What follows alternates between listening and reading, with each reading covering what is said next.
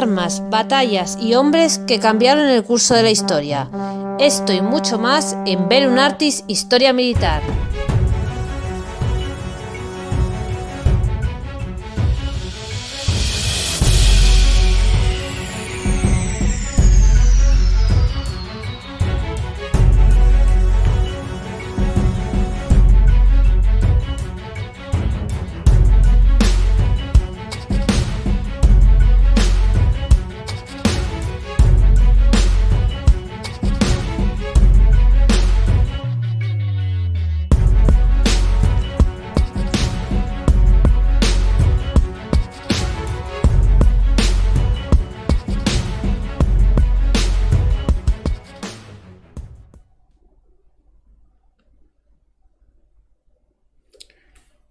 El faro de Stalingrado, la verdad oculta.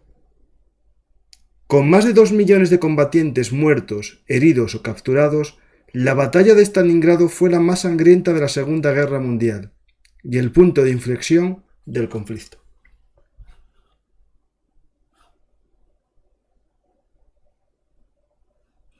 Hola amantes de la historia, soy Francisco García Campa y esto es BELLUMARTIS, Historia Militar. Hoy vamos a ver El faro de Stalingrado. Para ello contamos con la ayuda de su autor, Iain MacGregor, con el que vamos a hablar en el lenguaje internacional, gracias a un traductor, Fernando, que va a ser el que nos ayude en esta charla con Iain MacGregor, el autor de un libro que intenta mostrarnos la verdad oculta de la batalla de la Segunda Guerra Mundial. Digo la batalla porque con las cifras que se hablan siempre de Stalingrado, es la gran batalla. Veremos también qué lecciones se pueden sacar de la batalla de Stalingrado para el combate urbano de la actualidad, uno de los escenarios más complejos que aquí en BELLUMARTIS ya tratamos, por desgracia, en la práctica, en la guerra de Ucrania, y en teoría en varios programas explicando cómo tendría que ser el combate urbano gracias a las lecciones de la historia. Vamos a ver la luz que alumbra la historia en el faro de Stalingrado.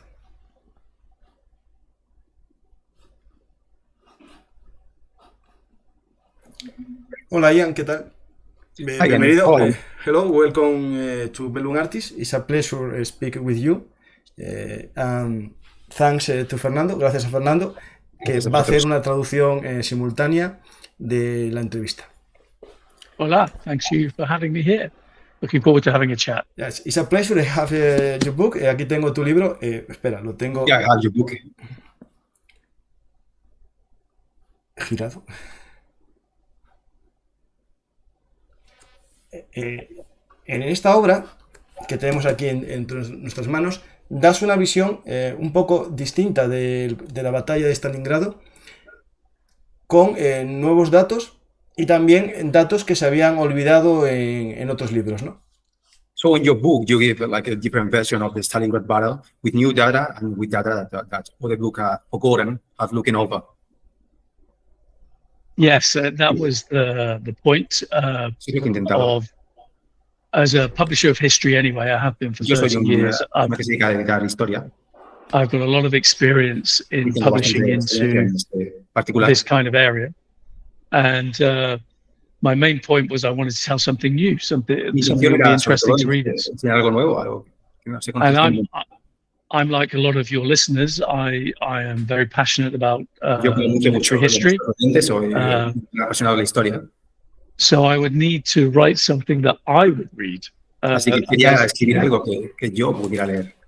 So with this, I've got a long history with Russia. I first went there in 1980 when I was 14 years old. Hace mucho tiempo, desde cuando tenía 14 años, visité Rusia en 1980. And that gave me a lifelong passion for Eastern Europe. La historia de Rusia desde aquel momento. So when the Berlin Wall came down in 1889, I traveled around Eastern Europe. Todo el este de Europa. I just passed my history degree, and yeah, I mean, with this, I've been passionate about Stalingrad for many years, and me apasiona Stalingrado desde hace muchos años. when you read about the book that came out 30 plus years ago with Anthony Beevor, that's obviously something I could never better. Anthony Beevor, que es hace unos años, pues te apasiona. But what I wanted to do was bring some of my own original research to tell. He querido dar mi propia visión, mis propias investigaciones y construir la historia a partir de ello. La batalla de Stalingrado, en su momento, al acabar la Segunda Guerra Mundial, para gran parte del mundo fue la batalla, ¿no?, que cambió el curso de la guerra, ¿no? Posteriormente, un poco también por el cine, la cultura popular, parece que es otras operaciones, ¿no?, como Normandía, el desembarco de Normandía, el día D, el eje, ¿no?, el punto de inflexión.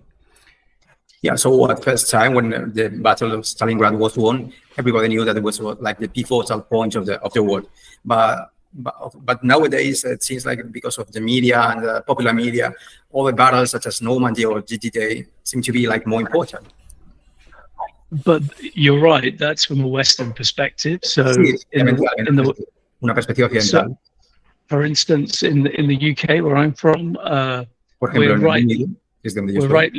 we're rightly proud, but a little bit obsessed Tenemos with our own place in World War II. Por un buen motivo, pero estamos bastante obsesionados también con el tema. So, as you said, Dunkirk, Battle of Britain, D-Day. Ver que la batalla de Gran Bretaña, el día D. But there is a place for what happened on the Eastern Front, because, as a lot of your listeners will know, pero sí se habla de lo que ocurrió en el frente oriental, porque if you know your history of the war, the Germans were primarily defeated on the Eastern Front in terms of massive armies. Historia de la guerra civil. Alemanes fueron derrotados por los soviéticos.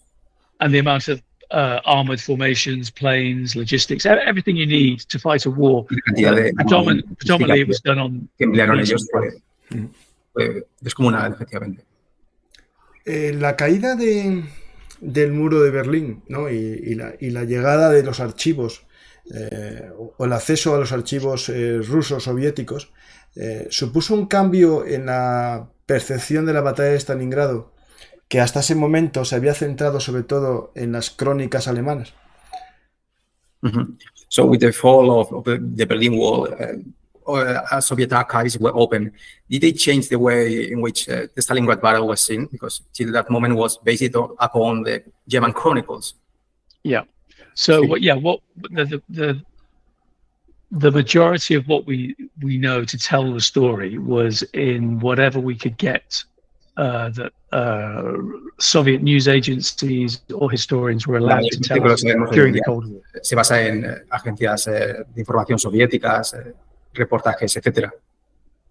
And also we had our own journalists. The Western press were mainly based in Moscow, and they were allowed to get to Stalingrad, I think 2 days after the battle. Estaban basados los occidentales en Moscú, pero bueno, también tenían corresponsales en Stalingrado.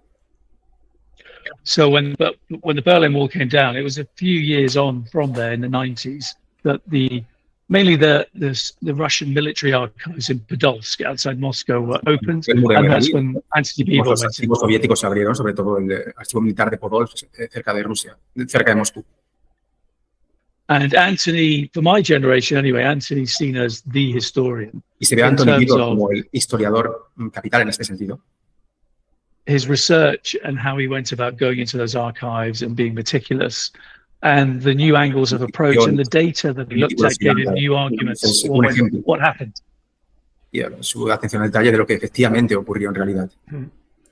So, in terms of casualties, how the Soviet government saw the battle going, communications between the frontline commanders, como los soviéticos de comunicaciones entre los comandantes de frente, and obviously the really explosive revelation about how many Soviet soldiers from the Red Army had gone to the other side and were fighting in support of the Germans. Sorprendente y chocante de cuántos soldados soviéticos se habían pasado a las filas del enemigo. Sí. So rightly, the book was a big international bestseller. Por eso fue un bestseller internacional el libro, por una buena motivo de Beevor.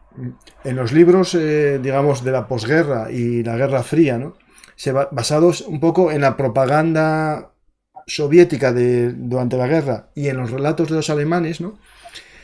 No daban información por parte soviética, ¿no?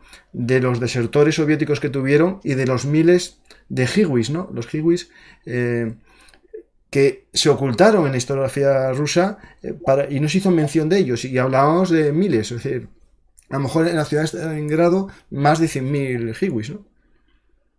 Yeah, so the historiography of the war, of the Soviet war, from the Soviet perspective, like hit the deserters of the Soviet side, and also the hiwis. We are talking about 100,000 hiwis in the Soviet side.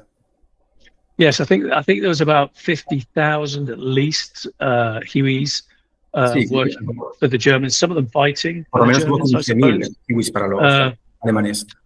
And then I suppose this is where you get this modern day argument about what's going on at the moment in Ukraine, where Putin talking about his own version of history of World War II, where he's saying he's going to denazify the Ukraine.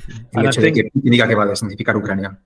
many Russians would see that as some of the history about the fighting in the Ukraine, in Belarus, in the Donbass, just as though, even though you had millions of Ukrainians fighting in the Red Army, there were those that obviously supported the Nazis. De bielorrusos, ucranianos que apoyaron a los alemanes, pero también había muchísimos millones que estuvieron del lado soviético. So that's where you get the blurring of lines of history, but predominantly, obviously, the majority of Ukrainians were fighting to free their country, and so they were serving in the Red Army. Sí, pero la mayoría de los ucranianos apoyaron a su país, que era el ejército soviético, y se involucraron con él. El primer capítulo del libro lo dedicas a la batalla de Moscú, ¿no? Y un poco entiendo a la decisión correcta o incorrecta de atacar Stalingrado, en vez de centrarse en Moscú.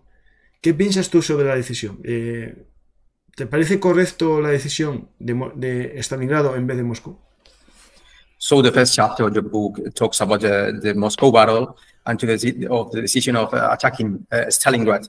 What do you think that was a correct decision to attack Stalingrad? Well, I mean, you could argue that they shouldn't have attacked anywhere in 1942 because they'd taken so many casualties the year before. They'd lost so many tanks, airplanes.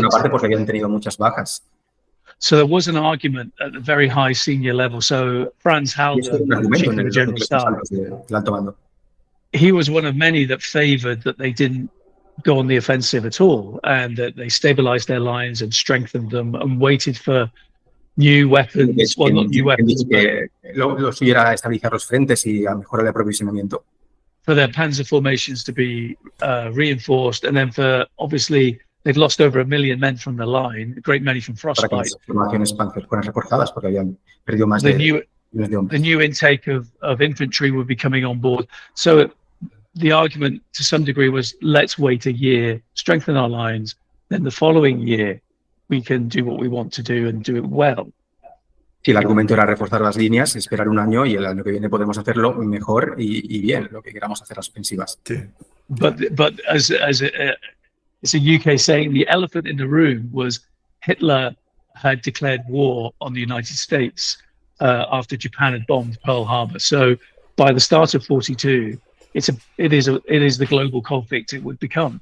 So he knows he's on a shortened timeline that he's got to, if he can't knock out the Soviet Union, defeat them completely, he wants to try and get peace on his terms. Sí, Sorry, go on. Sí, el elefante de la habitación es que Hitler había declarado la guerra a Estados Unidos le había declarado la guerra, entonces se había convertido la Segunda Guerra Mundial en un conflicto global. Así que Hitler disponía, por lo tanto, de un breve periodo de tiempo para ganar esta guerra, y por lo tanto, si quería noquear a los soviéticos, tenía que hacerlo ya. But to do that, you need, if you're going to keep your war machine going, he needs more mineral wealth, he needs more oil. And that's the reason why it was decided we are going to go down into southern Russia and try and capture the oil fields in the Caucasus, in Grozny and Maikop. And his argument to his general staff was, we can't wait a year because we might get stronger in that year, but so will they. And we might as well attack now. Sí, pero para esto tienes que mantener la máquina de guerra en funcionamiento y este era el motivo por el que Hitler se dirigió hacia los campos petrolíferos del sur, en el Cáucaso, en Grozny y Maikop. Y también el argumento que tenía Hitler era que, bueno, si ellos se podían reforzar en este tiempo, también lo podían hacer los soviéticos. Por lo tanto, lo mejor era atacar en ese instante. So in some ways he's showing common sense, but in other ways he's completely blind to the truth, where he has intelligence reports telling him that the Soviet heavy industry is outproducing the things they need to conduct a war. So obviously T-34 tanks, aeroplanes, bombers, etc., etc. And he's looking at these reports thinking, well, that's impossible. They can't be doing that. It's just, you know, maybe that's his racial indoctrination kicking in, but he just refused to believe it. And he should have believed it. Sí, en cierto sentido, Hitler parece que actúe con sentido común, pero por otro lado es totalmente ciego de la realidad. Tiene informes de la inteligencia soviética que le informan de, digamos, de todos los armamentos y tanques que se están produciendo las industrias y Hitler, tal vez por sus prejuicios raciales, bueno, dice, sea como sea, los vamos a poder ganar de una forma u otra. Sí. Hasta este momento, ¿no? Hasta que, digamos, se hace la operación azul, ¿no? Es el Blue Operation, bueno, el plan azul, bueno, y ataque al Cáucaso. Parece que el ejército alemán, la Wehrmacht, no es imparable y puede llegar fácilmente a Stalingrado, ¿no? ¿Cómo o qué papel tiene, ¿no? Esa orden, ¿no? De ni un paso atrás, la orden 227 o las órdenes de estabilizar el frente que da Stalin y toman Stalingrado como punto de ejemplo, ¿no? Como ejemplo de muestra de ni un paso atrás, ¿no? No sé si fue mucho. Habla un poco más alto, Fernando. Vale.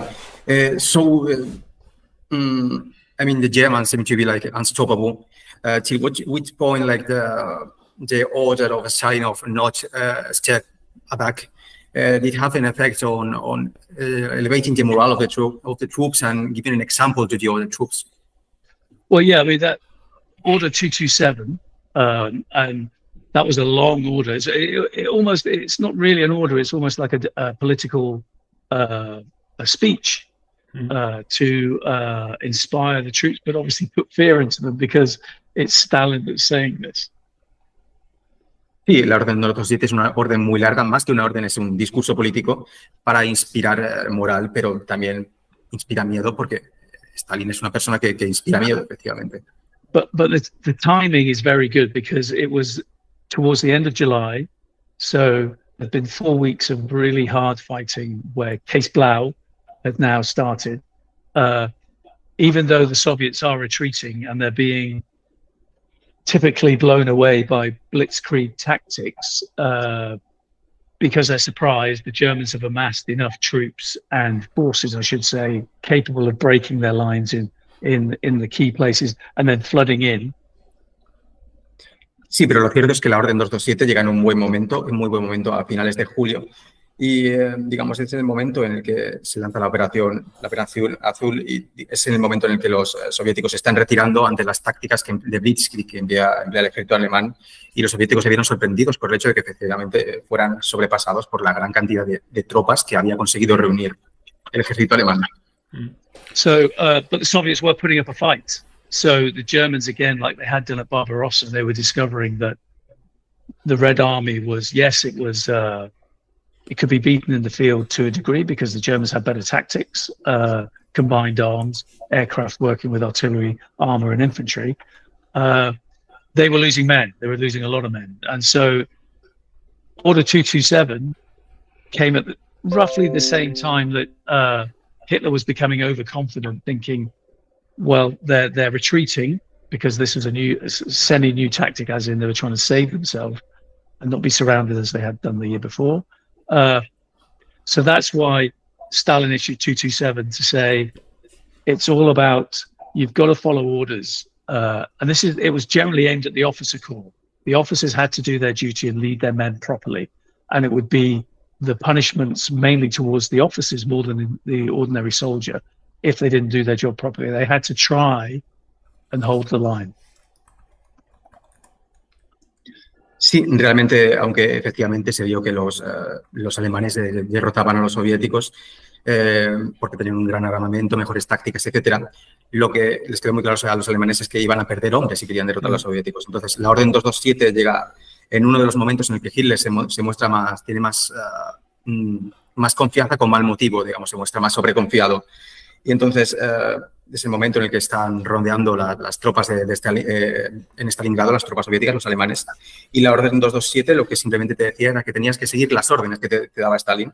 Y sobre todo se basaba en los oficiales, los castigos a los oficiales que no hacían cumplir las órdenes que se daban en la orden 227 de mantener el frente, pues eran bastante considerables.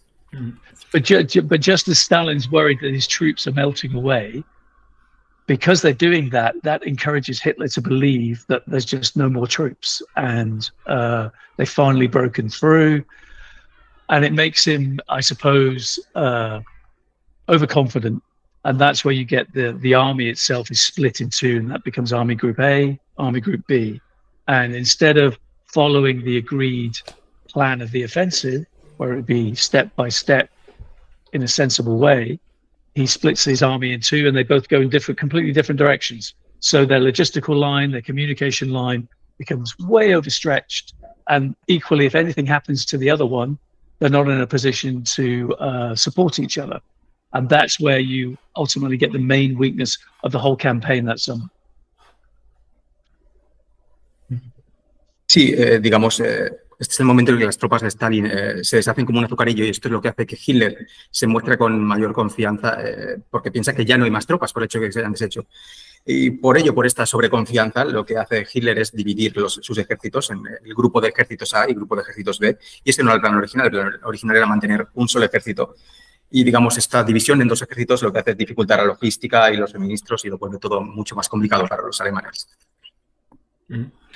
Una pregunta que depende del libro, ¿no?, que leas, y unos lo dejan claro, otros no, es hasta qué punto la orden 227 crea los destacamentos de bloqueo. Es decir, ¿existen destacamentos de bloqueo para impedir la retirada de las tropas? ¿O eso era cosa de cada oficial para hacer cumplir la orden que él tenía que hacer cumplir? Es decir, So, till which point the 227 order creates blocking units, or was that in the order itself, or was like an initiative of the officials in order to the order be enforced?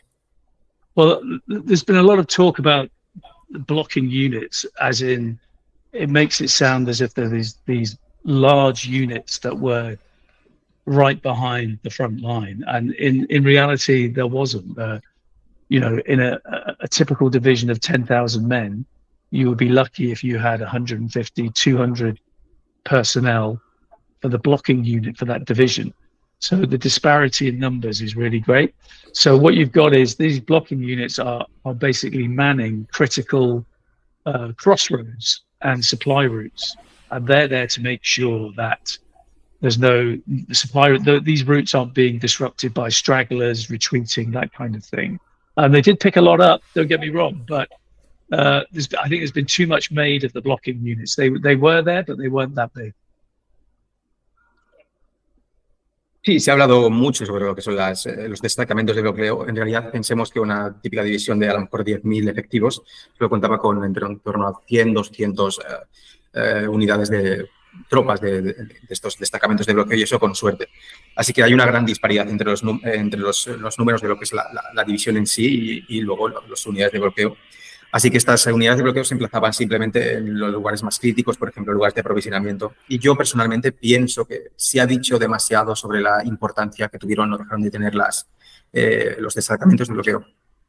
And that's why Order 227, I think, is important, because perhaps Stalin's aware of that. He's thinking, I've got to address personally an order to the officer corps and those that are managing my armies to say, enough is enough. We don't have too many more second chances to try and get this right. And if this carries on, we are going to be completely defeated. Y por eso es tan importante la orden 227, porque al final es el momento en el que dicen que ya no va a haber segundas oportunidades. Si nos derrotan, nos van a derrotar sin paliativos. Sí. Stalingrado, la ciudad, vista un poco como lugar, ¿no?, ejemplo para aquí nos paramos.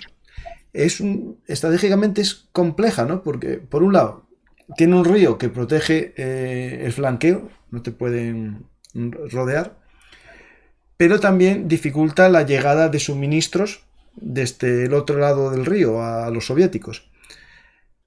¿Por qué Stalingrado y no otra ciudad como ejemplo de un paso atrás? So why is Stalingrad as an example of a city of not one step back? I mean, Stalingrad is also like a complex city from a geographical point of view. It has a river that in one way is easy to defend from the Soviet force perspective, but from the other side, you have like to get the supplies to the river, and that's complicated. So why that city as an example of not a step back? Well, because if you're driving east, the original plan was they drive east, they get to Stalingrad, or they get to the Volga, either north or south of Stalingrad. And the Volga is kind of the final frontier to where you've reached the end of what we call the European side of Russia. And once you get over the Volga, you're going into Asia. You're going all the way. You could go, if you carried on, you'd end up in Iran. And it's that kind of geographical appreciation of, if they capture the Volga, and it's an arterial route that stretches all the way up to northern Russia, they arguably split the country in half strategically. Sí, el plan original era dirigirse hacia el este, hacia el Volga, y por eso era Stalingrado importante. Digamos que el Volga era la frontera final, porque el Volga marca pues como el término de la guerra europea. Entonces había esta concepción geográfica de que tomar el Volga pues significaba tomar una arteria fundamental de transporte ruso y dividir el país en dos. So Stalingrad, in the original plan of the offensive, Stalingrad was only supposed to be reached just to protect the eastern flank, because the bulk of the army was then going to pivot 90 degrees and go straight down south to capture the oil and establish their presence for good in the Caucasus. But because the campaign that summer ran up against heavy resistance, and they were losing so many men in the south, and they weren't going to capture the oil fields because logistically it's too long.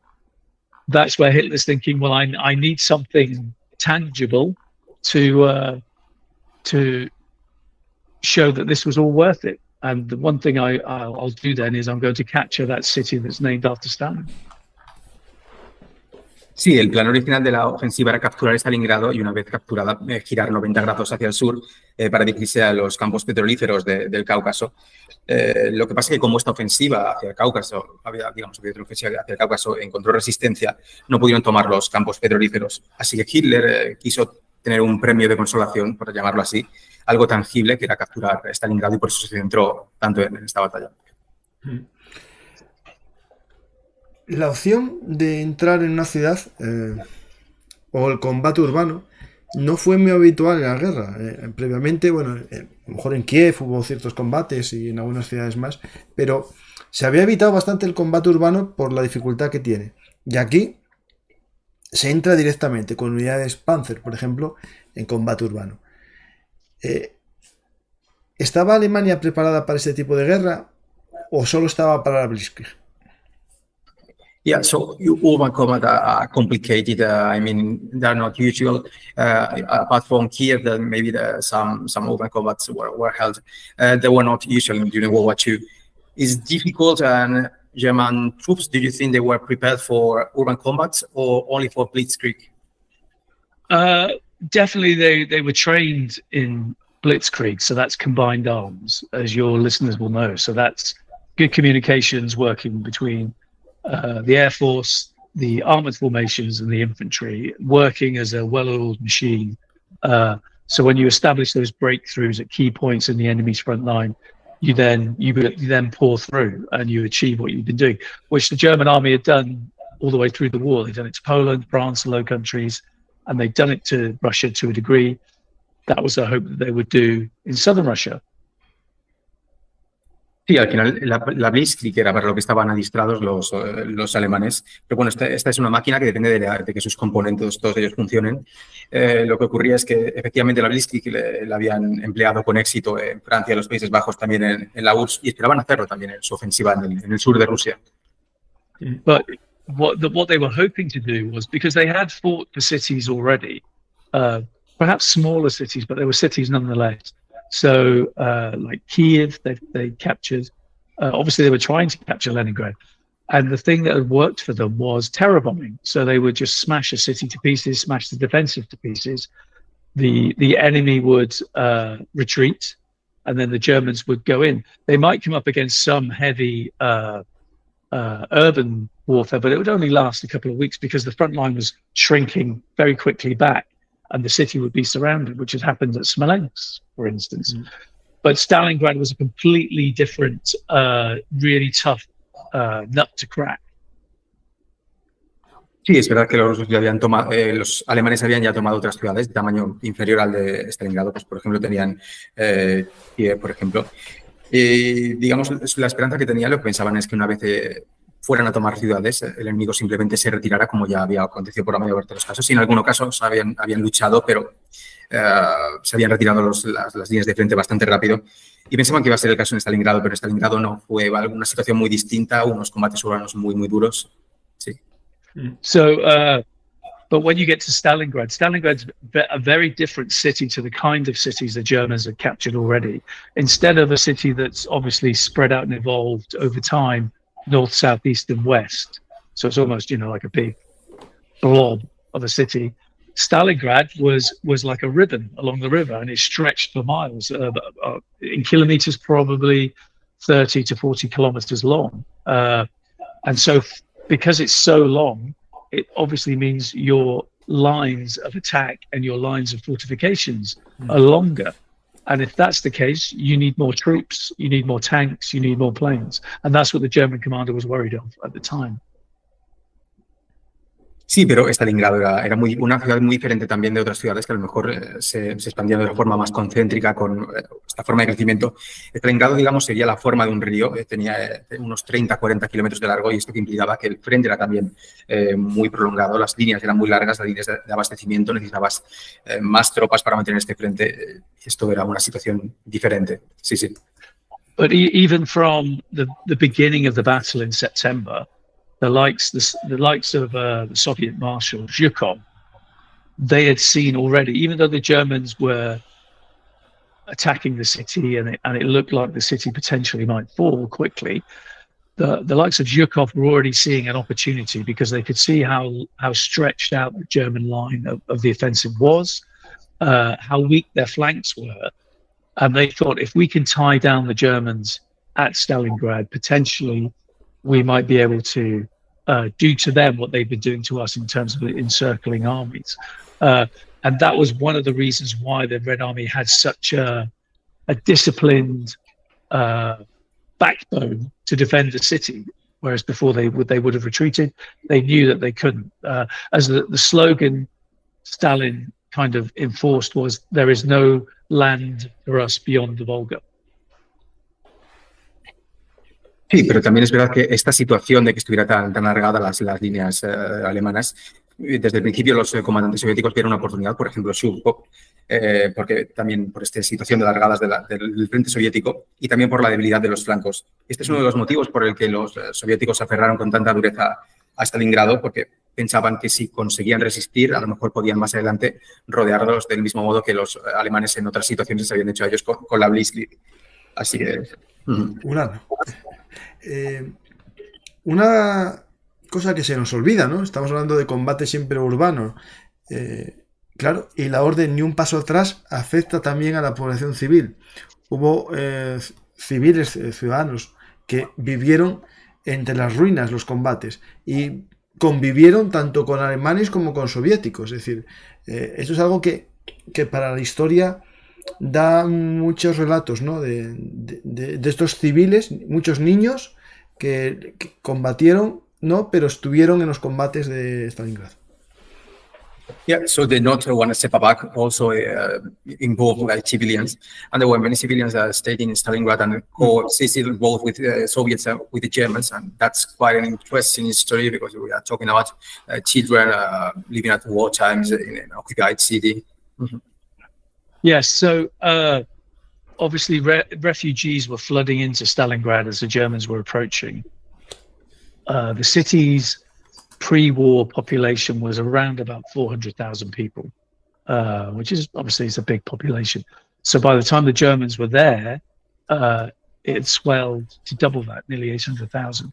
A lot of them were being evacuated across the Volga, but there's only so many boats that they could get going back and forward across the Volga, and what took priority was making sure that they were getting soldiers across, they were getting supplies across. So the civilians were taken out, but it did. If you go to the end of the battle, around about 65,000 civilians would die at Stalingrad, and there was roughly only maybe 7,500 survivors by the end that were coming out of the ruined buildings, cellars, sewers, etc. And I'm just amazed that there was that many to survive 5 months of that kind of fighting, where there's over nearly 3 million shells have dropped on the city. Is just 95% of it is destroyed, but there's still over 7,000 survivors. I think is incredible. Sí, en la ciudad de Stalingrado, digamos que en los momentos previos a la invasión alemana había una población de en torno a 800.000 personas. La población normal de Stalingrado era como 400.000, pero bueno, es como que se refugiaron en ella y entonces se dobló la población. También se intentó evacuar a la población de Stalingrado a través del Volga, pero que lo que ocurría es que, digamos, lo que tuvo prioridad era la situación de traslado de tropas y de abastecimiento de tropas. Así que sí, en lo que es la batalla de Stalingrado se habla de que murieron en torno a 60.000 civiles y algunos sobrevivieron entre las ruinas, lo cual a mí me sorprendió bastante porque estamos hablando que en Stalingrado se tiraron hasta 3 millones de proyectiles y el hecho de que sobrevivieran 7.000 civiles a la batalla de Stalingrado, la verdad que es algo sorprendente. En la batalla, sin entrar a explicar toda la batalla, ¿qué sucesos o qué combates destacarías como más importantes o simbólicos, ¿no? So in the Battle of Stalingrad, which events or battles would you consider to be like the most symbolic or the most iconic? It's definitely iconic because it's the first time in the Second World War there is such a massive urban battle in a city that goes on for this long, and it turns into what's coined a meat grinder. So, the Russians alone lose well over 1 million dead. And there would be other big urban battles after Stalingrad. So obviously Berlin, for instance, and in the Pacific War, the battle for the Philippines was colossal too, involved hundreds of thousands of troops. But Stalingrad is the biggest one, and it's not just the fight for the city, but it's the Stalingrad front. So you're going, well over 100 kilometers to the north, 100 kilometers to the south, because obviously that's where the Soviets will launch their counterattack. But yeah, I mean, it's the first one in modern warfare, and it takes, I think, the brutality and the violence takes everyone by surprise, but they still do it. I mean, it's very much in terms of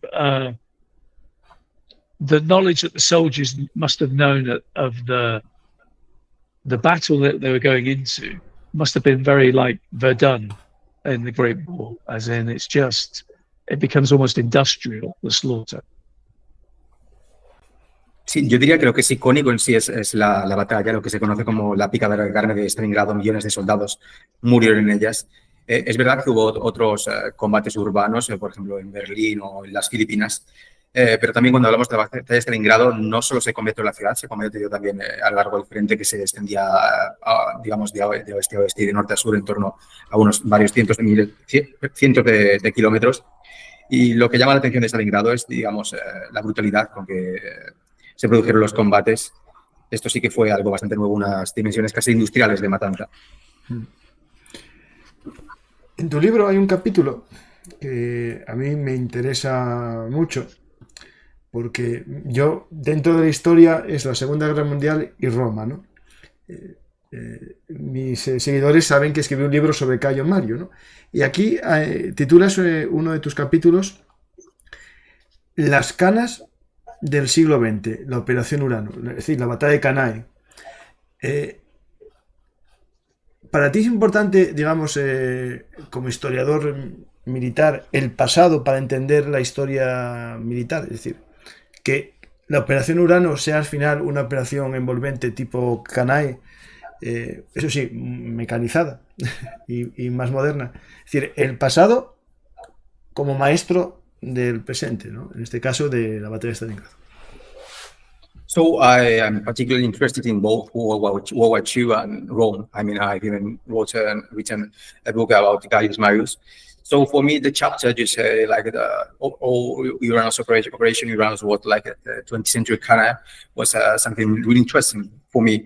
Do you think as an historian that learning from the past battles is important for the present military tactics?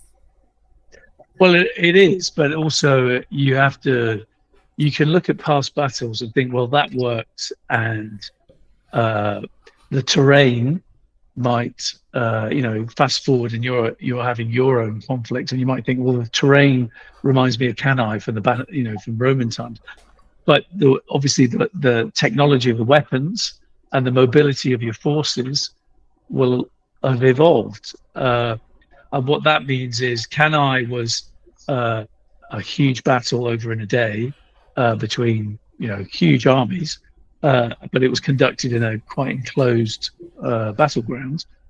Whereas the Operation Uranus that surrounded the Sixth Army, that involves millions of men and thousands of tanks stretched across well over 200 kilometers. Where they're enveloping an army over 330,000 strong. So it's just on a much grander scale. The theory is the same. You want to surround your enemy and crush him, but in practice, it's just on a far, far bigger scale. Sí, efectivamente, digamos que lo que sí que había, como has comentado tú, que la tecnología había evolucionado, que es verdad que en Canas fue una batalla muy grande, pero los combatientes estaban bastante cerca unos de otros, mientras que en la Operación Urano lo que ocurrió es que el frente, digamos, se extendía incluso en torno a 200 kilómetros que hubo que rodear de frente, y esto implicó pues cientos de hombres para realizarlo. Así que bueno, la teoría de que subyace a Canas y que subyace a la Operación Urano es la misma, pero la escala es muchísimo más grande. Sí. I don't have that. ¿Era posible liberar al Sexto Ejército? La operación de Manstein, de intentar liberarlo del cerco.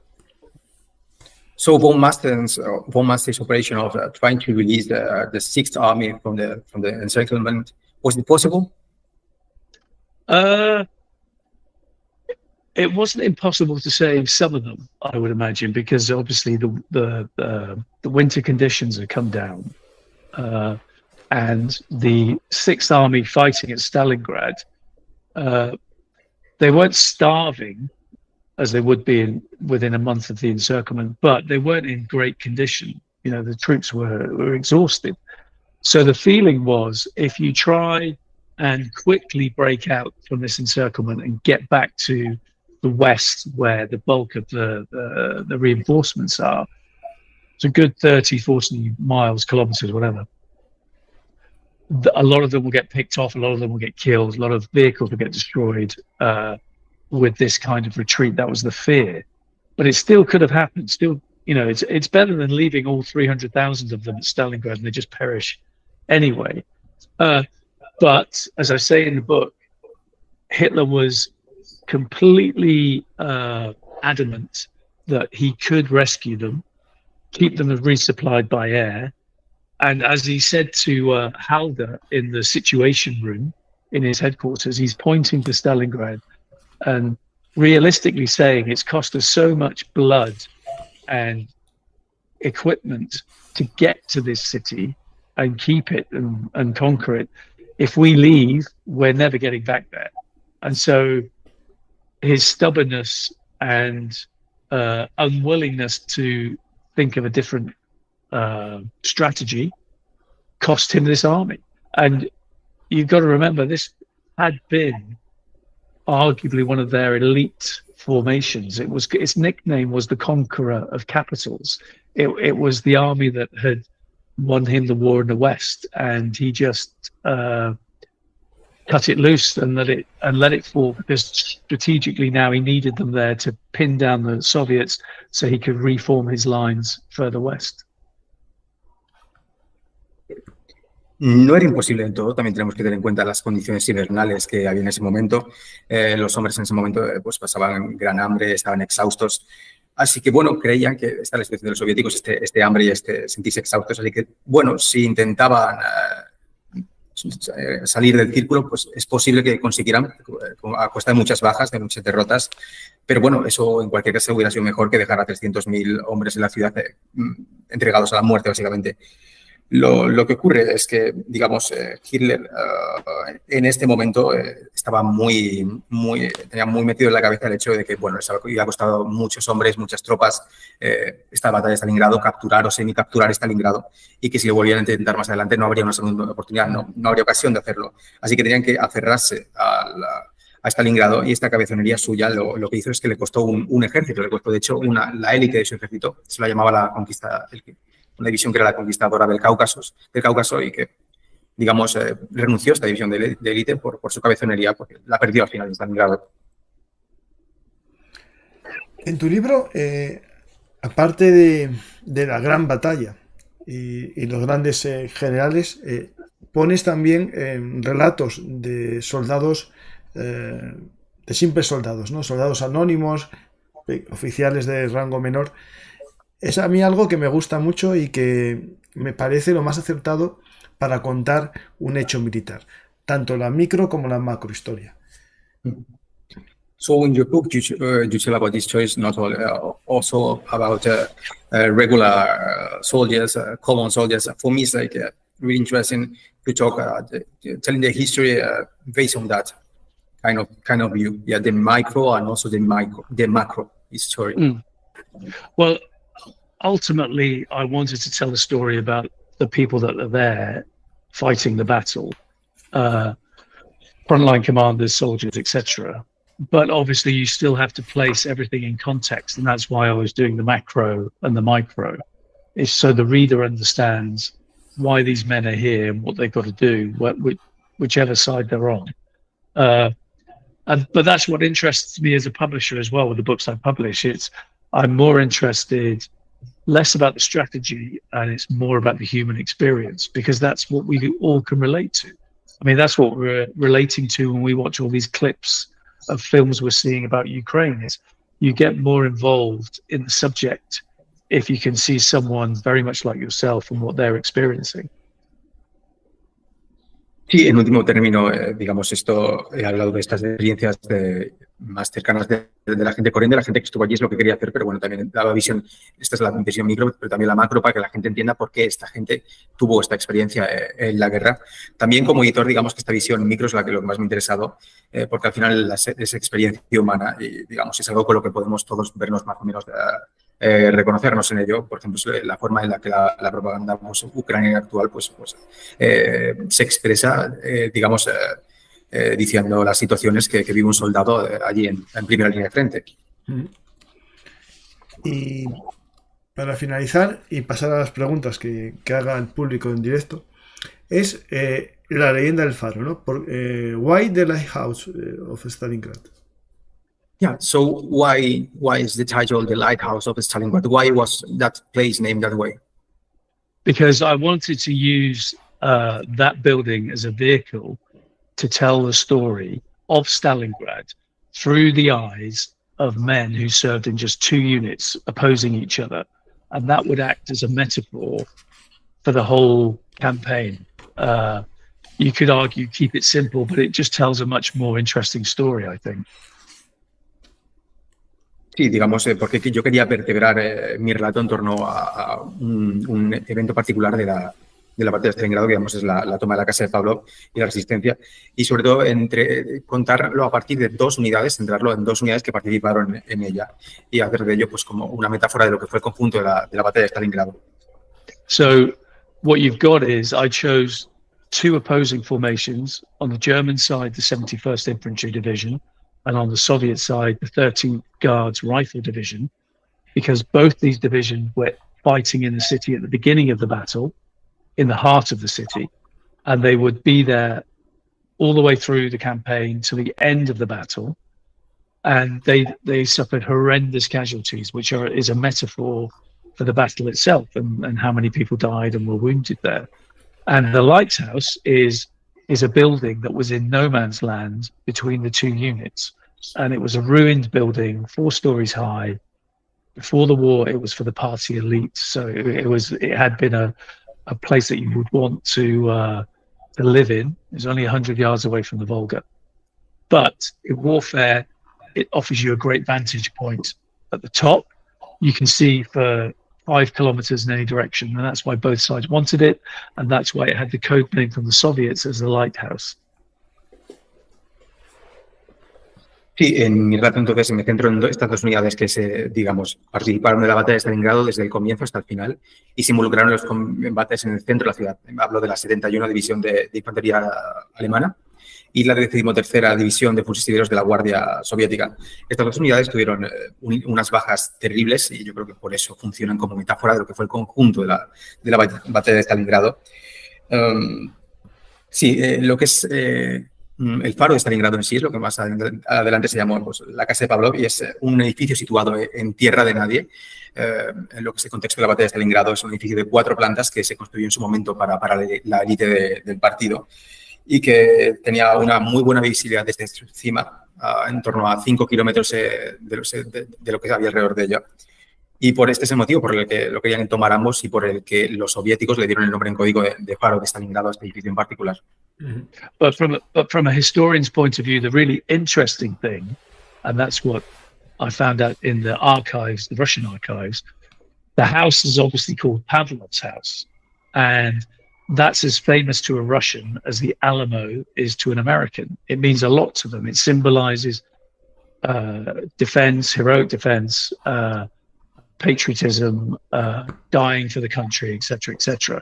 And the legend is that a small band of Red Army soldiers held this huge ruined house for 58 days against a whole German division.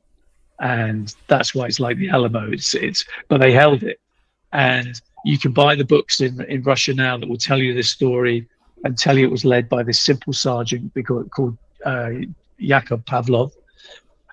And that's the story I tell in the book as well, as in, it's fiction. He existed, he was in the house, but the battle for the house didn't happen. And that's me reading hundreds of testimonies, battle reports, etc., on both sides. And without telling too much, because I'd like your listeners to read the book, I just show how clever Soviet propaganda was during the war that created this story, and until it's lasted to today, and Putin still talks about it even today. Sí, pero también desde el punto de vista de un historiador, lo que es muy interesante es cómo se consideró este faro de Stalingrado, esta casa de Pavlov, que se llama más adelante, como un epítome del patriotismo y de los sacrificios soviéticos. Digamos, tiene una importancia equiparable en la que pues, en Estados Unidos tiene el Álamo. Y efectivamente, la leyenda dice que 58 soldados soviéticos se resistieron como pudieron y ver con verdadero heroísmo a los envites de toda una división completa alemana. Y realmente esta es la historia legendaria que se puede comprar hoy en día pues, en Moscú, pues comprarle esta historia como si fuera real, como si fuera legendaria. Pero lo cierto es que esta historia es falsa. Digamos, efectivamente el sargento Pavlov, digamos, estuvo involucrado en lo que son los combates pues, por esta casa, pero es ficción el hecho de que se produjeron grandes combates allí. Esto no ocurrió y digamos, la creación de la leyenda de la casa de Stalingrado se debe a la propaganda soviética y una propaganda que, digamos, llega hasta el día de hoy, que la sigue utilizando pues, Vladimir Putin. Voy a hablar un poco de presente, ya que hablas de Vladimir Putin. Durante mucho tiempo la ciudad de Bakhmut se asimila en la mentalidad, ¿no? Colectiva a Stalingrado. Yo bromeé, o no bromeé, bueno, hablé muchas veces, ¿no? De la posibilidad de un mini Urano, ¿no? A mini Uranus operation to liberate Bakhmut. You can think is similar the Bakhmut situation and Stalingrad. I'm really scared. Well, yeah, but it's the same kind of tactics that you would probably see. Urban combat is now, we've seen it in various wars in the 20th century after the Second World War. Whether you were, I mean, you know history. If you look at Hue in Vietnam, the Tet Offensive in '68, that's huge urban combat in a city that's totally destroyed with lots of casualties on both sides. If you look at any of the enormous fighting you've seen in, for instance, in the Middle East, it's the same. It's once you get into this close quarter combat where you've got huge, powerful weapons, you're going to get this kind of meat grinder. And as you say with Ukraine, definitely, it's the Russians have been drawn in to try and take these key cities on the eastern side of the Ukraine and the Donbass. And it's very similar type fighting. It's very similar type photographs that you see. The damage is the same. The casualties are the same within relativity. And that's what I write about. I've written several articles for the press in the US and the UK and in Germany talking about this, as in it's very similar, and you would think that they would look at Stalingrad and learn from their mistakes, but they haven't. Sí, desde luego el mismo tipo de tácticas están involucradas. El combate urbano, que también pues, se produjo diversas veces a lo largo de la historia después de Stalingrado, por ejemplo en Vietnam en 1968. En Oriente Medio lo que ocurre es que también, pues, efectivamente, cuando uno se mete en estos barrios en los que, digamos, todo está muy cerca, se produce este tipo de enfrentamiento que es una picadura de carne. Y los rusos, al intentar, en su táctica de intentar aferrarse a las ciudades principales más importantes del Donbass, del este de Ucrania, digamos que están sufriendo el mismo tipo de daños y de bajas que sufrieron en su momento los alemanes. Y no tiene, yo, de hecho, digamos, escribo artículos para periódicos tanto en el Reino Unido como en Estados Unidos en el que hablo de que, bueno, uno podría pensar que a los rusos podrían haber aprendido de la batalla de Stalingrado, pero realmente lo que están sufriendo es lo mismo que sufrieron los alemanes en su momento. Sí. But what I would say is it's role reversal, isn't it? Because in the Second World War at Stalingrad, the Soviets were the heroic defenders, the Germans were the remorseless invaders, and it was the West with Lend-Lease that was supplying the Soviets with all the things they needed in terms of oil, armaments, trucks to carry on the fight. Whereas now we're in the Ukraine, the Russians are the remorseless invaders. The Ukrainians are the heroic defenders. And again, it's the West that's supplying the defenders with everything they need other than nuclear weapons to carry on the fight.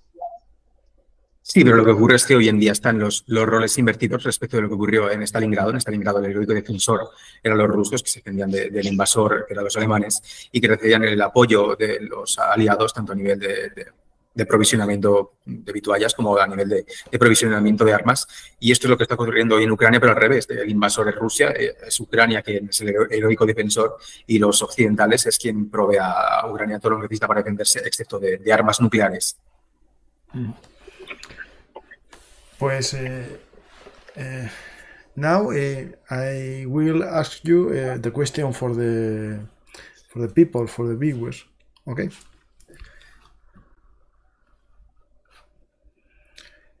¿Qué le parece la actitud del segundo de Paulus, el general Schmidt, durante el cerco y en el cautiverio? So, what do you think of the second man of Paulus, the General Schmidt, during the encirclement and the encirclement when he was surrounded by the Soviets, by the Germans, and during his captivity? Well, I was going to say that it's hard sometimes to really analyze someone's character and their performance in a battle like this, because you have to remember that after the battle after the war, when most of the main characters are living back in Germany. It's like politicians. They're going to produce their own memoirs to tell their side of the story.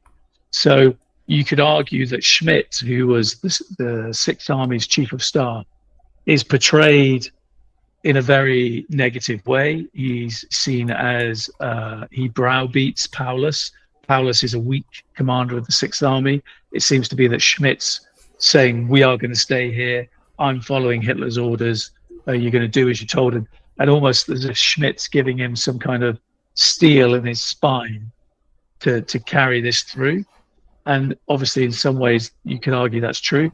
But what I'm pleased about is the research that I've done with the memoir that we found that hadn't been published from Major General Roska, who was in charge of the Kessel and oversaw the surrender, is that he kind of agrees with that assessment of Schmidt in terms of Schmidt wasn't that heavily involved in the surrender, and it was Roska working alongside Paulus that surrendered the army. So I think, however which way you look at it, Schmidt does not come out of the Battle of Stalingrad with any kind of credit in terms of, I suppose, humanity, saving the army, working with Paulus, supporting him 100% and being loyal. He had other objectives.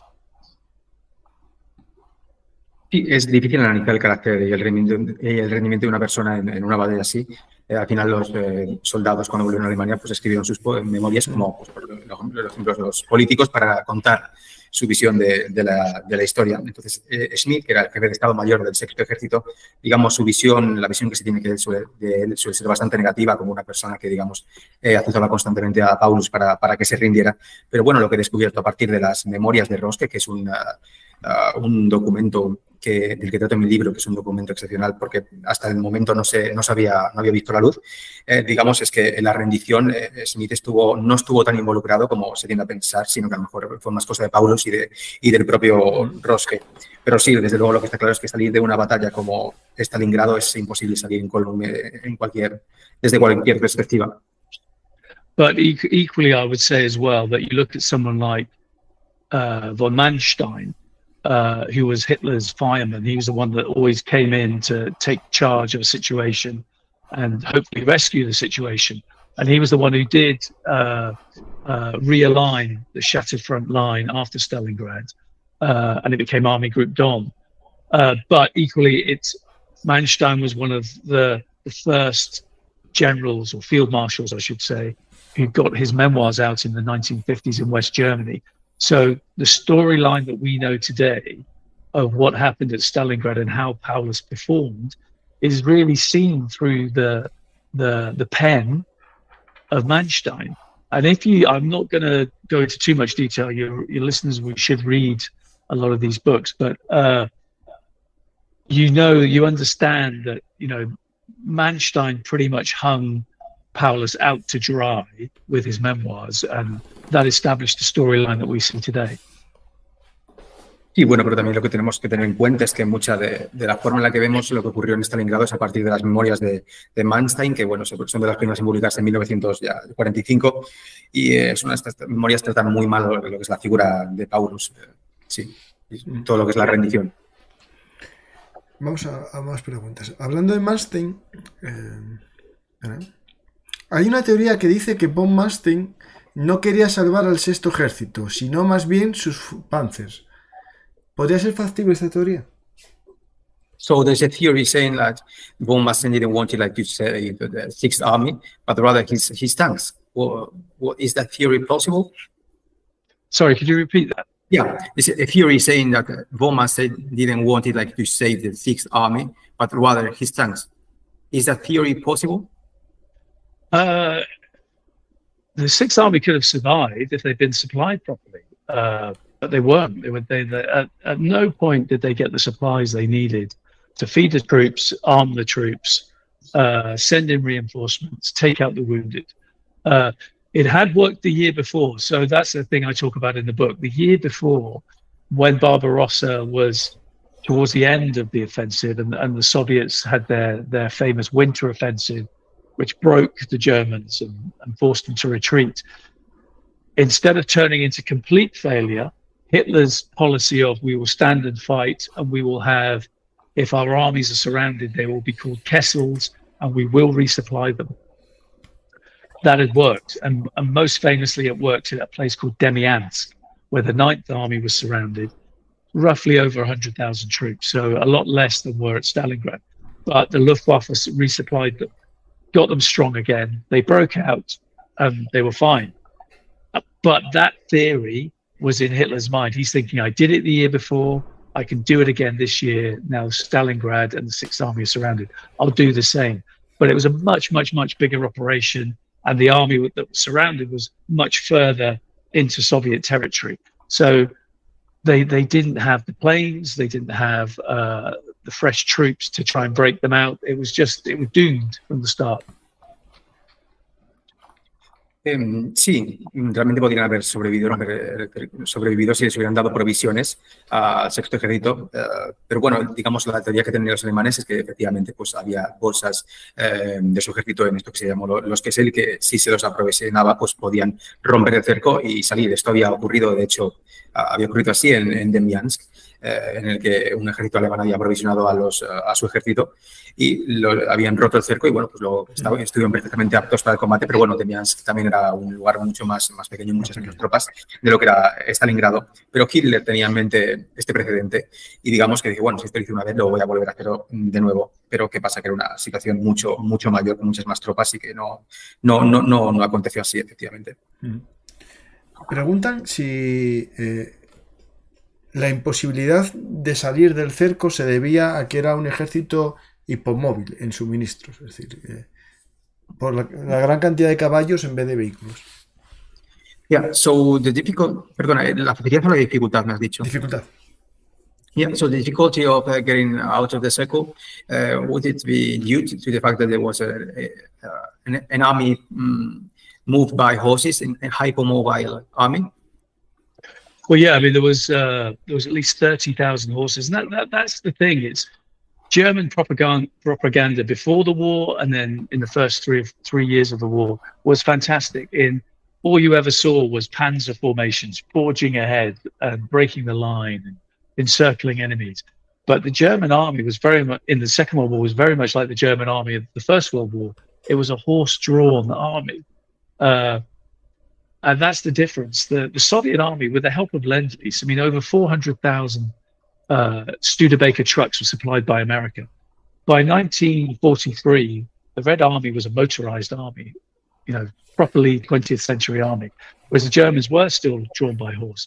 So yes, you're right. I mean, that was the big worry about the breakout as well, because in winter conditions, they were really concerned. They didn't have enough fuel anyway, because as soon as the armies encircled, the main plan after that was the Soviets were going to pour men and tank formations into that gap that they now created. So the key thing was to drive whatever German forces were to the west of Stalingrad further to the west and increase this gap between them and Stalingrad, which made the breakout even more improbable because the German formations didn't have the fuel. And one of the things that didn't help the army starving in Stalingrad was they'd made the decision to move out tens of thousands of horses that they'd had near the city out to the west as well. So they lost that. So they just had no form of mass transportation that could have helped them. They would have been traipsing through the snow. And then you have a scenario of Napoleon's march from Moscow. You just die in the snow.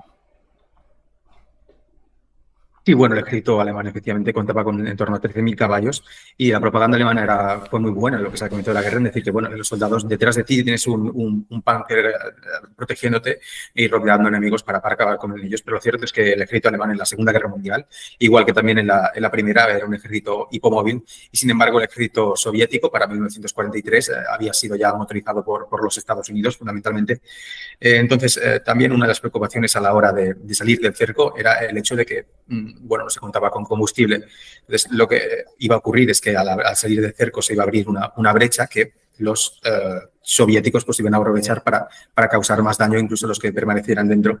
Entonces, salir de cerco se complicaba por esta falta de combustible y también, bueno, la situación, por el hecho de que se hubieran trasladado las líneas tan adentro del territorio ruso, los hombres tenían hambre porque, digamos, era muy difícil transportarles suministros. Entonces, lo que se implementó pues una situación pues prácticamente similar a la que tuvo Napoleón en Moscú con sus tropas muriendo de hambre. Pues hay una pregunta que es más bien, bueno, de todo el contexto, ¿no? Sí. Smers, Kill the Spies, ¿no? Es decir, ¿qué relación tiene esta orden, ¿no? de acabar con los espías, Smers, con la batalla de Stalingrado y también posiblemente con todos los rusos que se descubrieron que estaban, soviéticos, perdona, que se descubrieron que estaban luchando en el bando alemán? So, which is the effect of this order of killing of the SMS, of all these spies, the SMS, to kill like the Soviets that were fighting on the German side? Well, yeah, I mean, I was going to say, if you turn traitor, as they were seen, your life expectancy is going to be very, very short. I mean, if you think about it, even Red Army soldiers that had surrendered during battles up until that point, from Barbarossa the year before all the way through, if they'd surrendered, managed to escape, they were almost, it's like you have a black mark on your reputation as in you'd surrendered to the enemy. So there must be something wrong with you. And a lot of them ended up in prison. And in some cases they were shot, but mainly they were persecuted. So for Hiwis that had actively served the Germans, their life expectancy would have been not great. If they weren't shot on the spot, they would have been taken to slave labor camps and just worked to death. Sí, tenemos que tener en cuenta que incluso los miembros del Ejército Rojo que se habían rendido en combate y que de alguna forma luego conseguían escapar, pues digamos, se los trataba muy mal porque se consideraba pues que se habían rendido y que algo debía ocurrir con ellos y por lo tanto muchos de ellos acabaron en prisión, fusilados. La verdad, la mayoría, digamos, se los persiguió efectivamente. Y luego otro caso es el de los kiwis, que bueno, que son las personas que colaboraron activamente con los alemanes, que digamos que no enseguida se los fusilaba prácticamente al instante o se los llevaba a un campo para morir de hambre. Thanks, Iain. It's a pleasure speak with you. I hope you enjoy in Spain, but it's a pain for me live in a little town, in Madrid, to speak with you face to face. Sorry about my thank you for English. having me. No, your English is fantastic. It's better than my Spanish, but no, I've really enjoyed it. I've been here for 3 days doing interviews and talking to journalists. And it's been really good, and it's just so. As a writer, it's fantastic to see that there's so much interest in the subject and in my book. Yes, we have 40,000 followers in YouTube. All love the history. Is Fantastic. Recomiendo el libro El Faro de Stalingrado.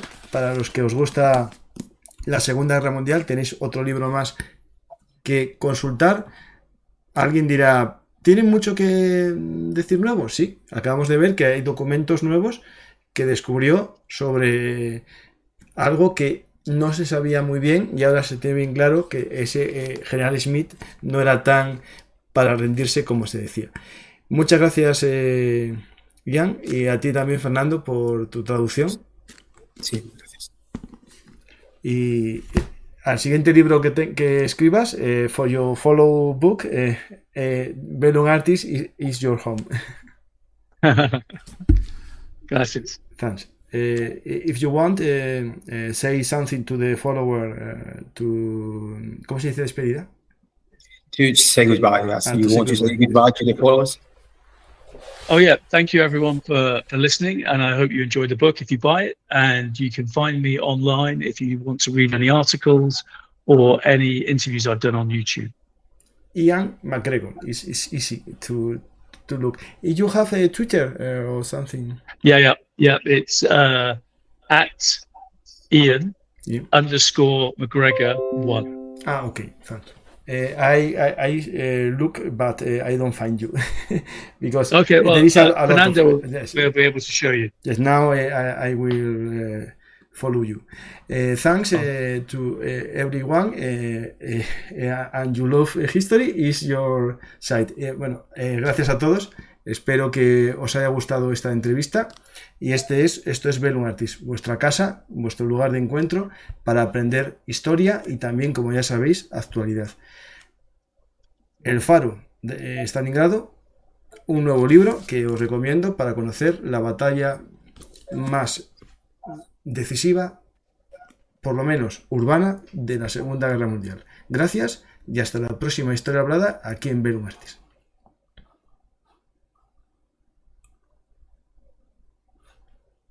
Y os recuerdo, hay un enlace de compra en la descripción del programa si lo queréis comprar en Amazon, y si no, en cualquier librería preguntáis por el libro de Iain MacGregor, edición Ático de los Libros, editorial.